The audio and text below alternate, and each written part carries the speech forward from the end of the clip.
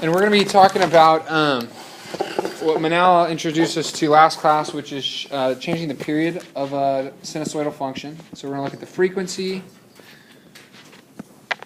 of sine and cosine graphs.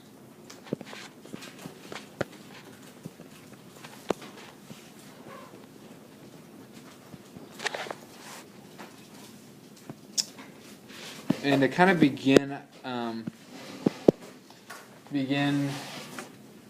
this discussion, I'm going to give you the general form for an equation. And guys, this is as advanced as it gets. These are all the different ways to transform a function, and you'll recognize most of them. So I'm going to have you kind of take this apart. So the general equation for sine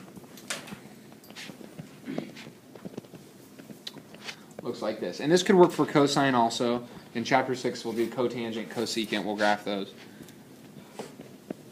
But all the parameters will stay the same.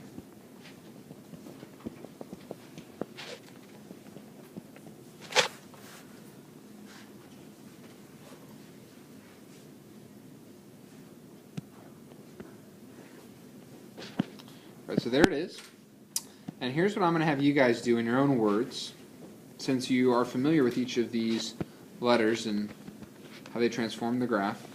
Describe in your own words how each term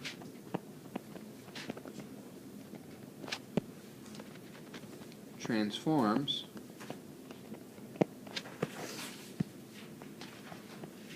the graph.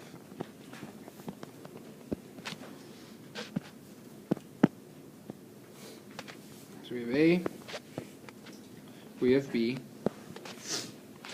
and we have H and K. Now you're familiar with most of these letters. B is a little bit new. I want you to write down the name of each of these, like some of these have certain names, and then also how they transform the graph. So try to do this quietly. I'll give you a minute to work on it on your own, and then you can discuss with your group. All right, Aaron, what is my A called?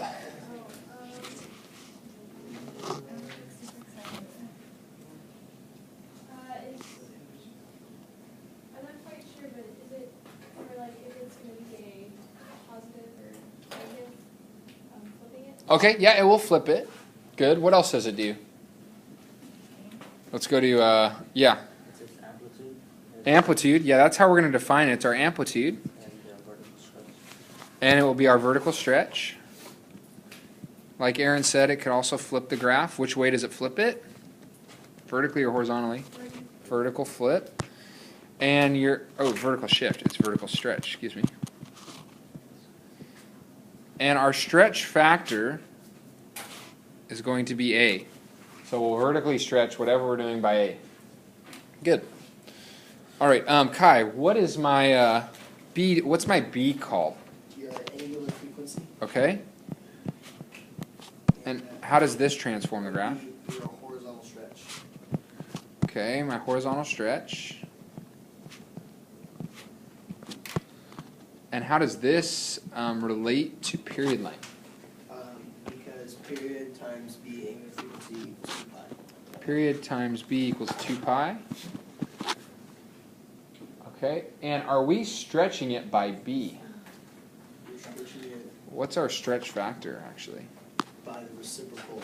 Yeah, it's actually 1 over B. And we'll explore that more later. Quick point on this. H does. Oh, come on, H. Horizontal shift. Horizontal shift. And in terms of graphing a sine function, what does it tell you, the horizontal shift?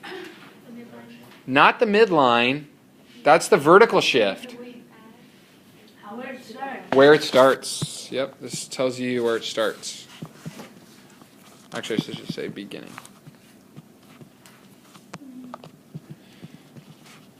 And then my last one, my K, is my vertical shift. And Yasmin, this is where my midline is, moving it up or down. So this is as complex as you're going to get in terms of graphing. You got all your stretches and your shifts.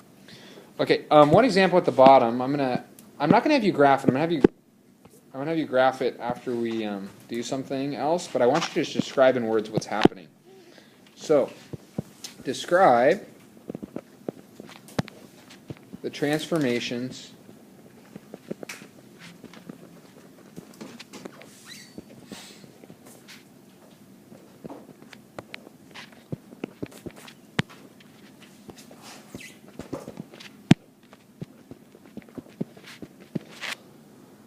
All right, describe the transformations of this function. Each part.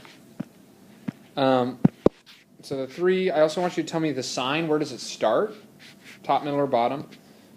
Tell me the 2x. What's my period length? And then also tell me what's going down with the -1. What's going down with the -1? All right, try this. It's about 2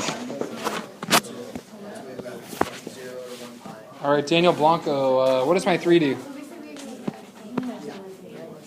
What does my 3 do? Your 3 will do a vertical stretch by 3. Okay, it's my vertical stretch.